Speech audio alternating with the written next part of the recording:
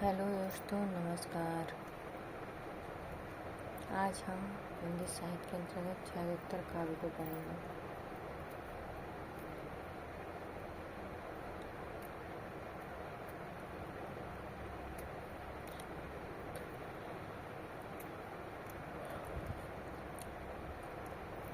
छायावादोत्तर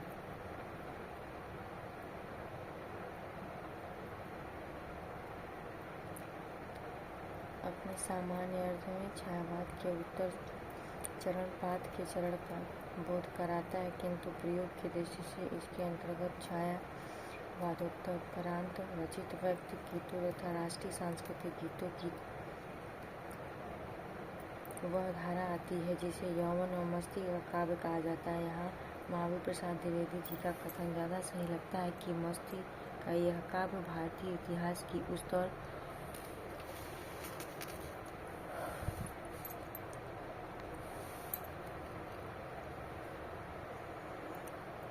की देन है जिसमें भारतीय स्वाधीनता आंदोलन में युवाओं की उपस्थिति से एक नया उभार आ गया था। ये युवक अपने साथ नया सामाजिक आदर्श लेकर आए थे। यह एक खास बात थी। आधुनिक हिंदी कविता की सर्वाधिक लोकप्रिय काव्यधारा छायावादोत्तर काव्यधारा रही, जिसका कारण एक तरफ इसकी आवेगमयता, भाव सरलता तो दूसरी तरफ उसकी काव्य भाषा की सफाई एवं सरलता भी है। छायावाद से व्यक्ति गीतों की जो भी विरासत मिली उसे इसने और भी समृद्ध किया। हम जानते हैं कि कल्पना और स्वप्न की भूमिका उस अनुभूति के कारण महत्वपूर्ण है जो वास्तविकता की बजाय वास्तविकता की संभावना से निर्मित होती है। छायावाद की व्यक्तिक स्वतंत्रता आध्यात्मिक साथ सांस्कृतिक स्तरों के माध्यम से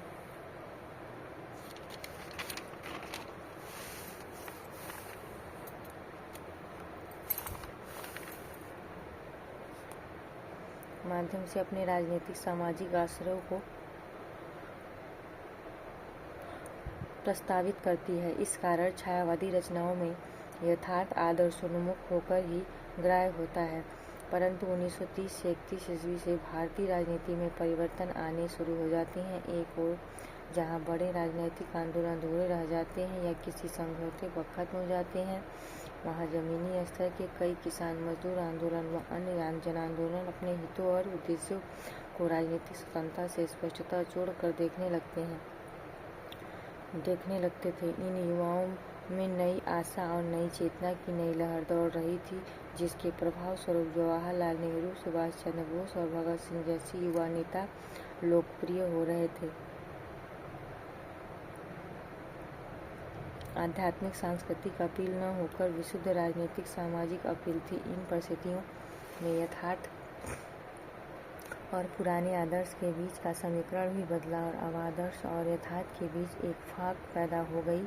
छायावादोत्तर कविता कुछ तो इसी खंडित तन्मय एकाग्रता की अभिव्यक्तिता है, तो कुछ इस फाक को भरने के लिए किए गए प्रयत्नों की अभिव्यक्ति है। डॉक्टर नगीन छायावाद के बाद और प्रगतिवाद के पूर्व के काव्य को छायावोत्तर काव्य कहा है डॉक्टर नगीन ने, और इसमें दो काव्यधाराओं का विकास दिखाई देता है: व्यक्तिक काव्यधारा, अति स्वच्छंदतावादी काव्यधारा, राष्ट्रीय काव्यधारा।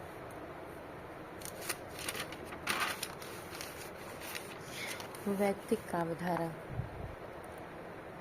व्यक्तिक प्रेम और निराशा के गीत छायावादी युग से रचे जाने आरंभ हो गए थे, किंतु इन गीतों का प्रेम अपनी आध्यात्मिकता को छोड़कर नितांत लौकिक धरातल पर प्रेम बनकर छायावादोत्तर काव्य को प्रकट हुआ। छायावाद की आदर्श चेतना लौकिक अनुभूति को आध्यात्मिक आधार आभा देती थी या फिर उनका दार्शनिककरण करती थी, जैसा कि प्रसाद के आंसू जैसे काव्य में प्रकट हुआ है। किंतु छायावाद के बाद की कविता छायावोत्तर कविता मन और शरीर तक की सीमित रही, आध्यात्मिक रहस्य तक न पहुँच पाई। सौंदर्य के प्रति सहज आकर्षण उसकी प्राप्ति की सहज आकांक्षा है। इस प्रयत्न से असफल होने पर उत्पन्न निराशा से सीधा क्रम इन कविताओं में है। एक उद्दाम मस्ती और मादकता का आवेग इन कविताओं की विशेषता है। जीवन के अनुभव की अकुंठ अभिव्यक्ति भी में जीवन के उद्देश्य या जीवन दृष्टि का प्रश्न इन कवियों के लिए मुख्य नहीं था। अपनी फक्कड़पन में इन्हें जगत या जगत के लोकवादों की कोई चिंता नहीं थी। ये अपने प्रेम की अभिव्यक्ति में कोई दुराव छिपाव नहीं चाहते थे। मैं छिपाना चाहता तो जग मुझे साधु समझता, शत्रु मेरा बन गया है छल रहित व्यवहार मेरा। मधुकलश से हरिवंश राय बच्चन। अपनी मस्ती के आलम में छायावोत्तर काव्य यथार्थ को मूल जानना चाहता है। वो जाने दो गर्क नशे में, मत पड़ने दो फर्क नशे में। ज्ञान ध्यान पूजा पोथी के फट जाने दे वर्क नशे में। ऐसा पीला कि विश्व हो उठे एक बार तो मतवाला, साकी अब कैसा विलंब, भर भर ला तन में ताल हाला। बालकृष्ण शर्मा नवीन।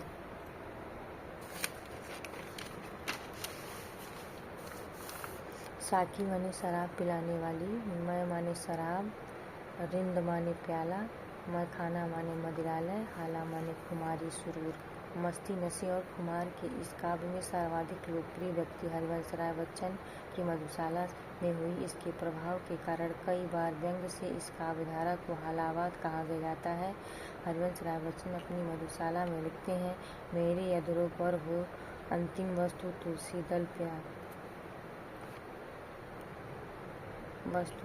तुलसी दल प्याला, मेरे सौ के पीछे चलने वाले याद इसे रखना, राम नाम है सपन कहना, कहना सच्ची मधुशाला।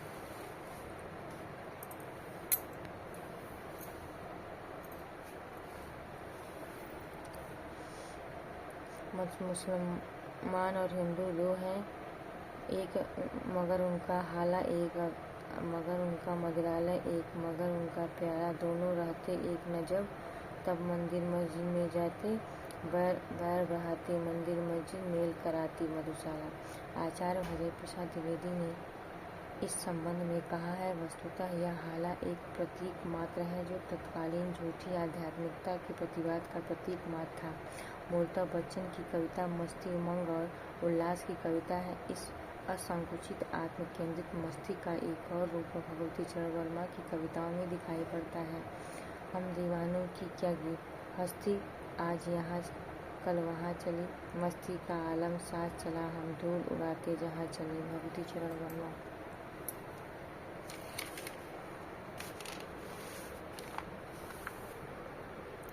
मस्ती फक्कड़पन के आवेग में रहस्यवाद इस युग में प्रमुखता से दिखाई पड़ता है। छायावादी कविता में जहाँ कवि नाविक में से भुलावा देकर उस पार ले जाने का आग्रह करता था, वहीं उत्तर छायावादी कवि उस पार की बजाय इस पार के ही भोग में ही महत्व देता है।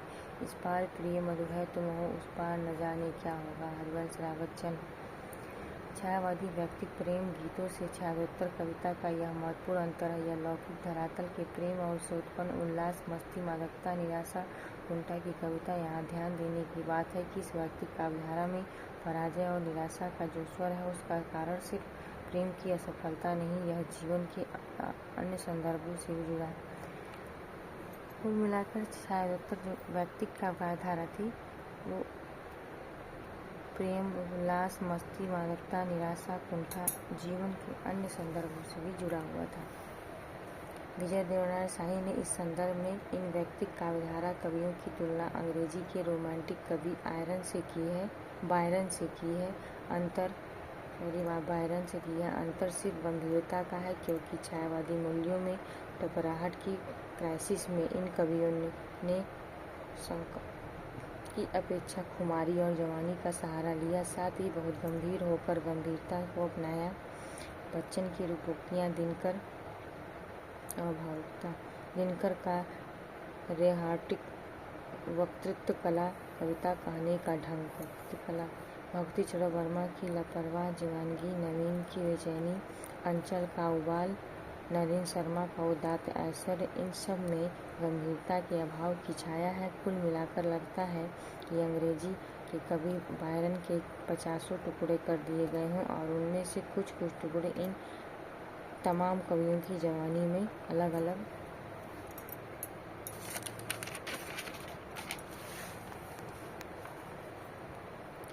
इस वैचारिक धारा में कभी कभी विद्रोह के स्वर में सुनाई पड़ जाते हैं, किंतु यह विद्रोह सामाजिक असंतोष और व्यक्तिगत अस्वीकृति से उत्पन्न होते हुए भी इसमें कोई रचनात्मक चिंतन या दृष्टि नहीं मिलती। आत्मानुभूति की सघनता, भावों की सरलता और आवेग की तीव्रता ही इस व्यक्तिगत काव्यधारा की लोकप्रियता का मुख्य कारण है।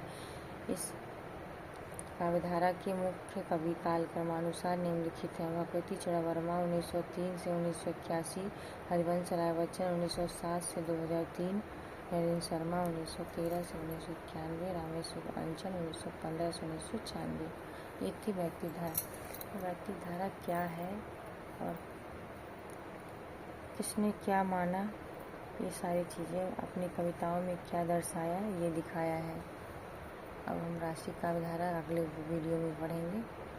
धन्यवाद। आपको अच्छा लगे तो लाइक करिए, शेयर करिए, कमेंट करिए, सब्सक्राइब करिए। धन्यवाद। आपका दिन शुभ हो।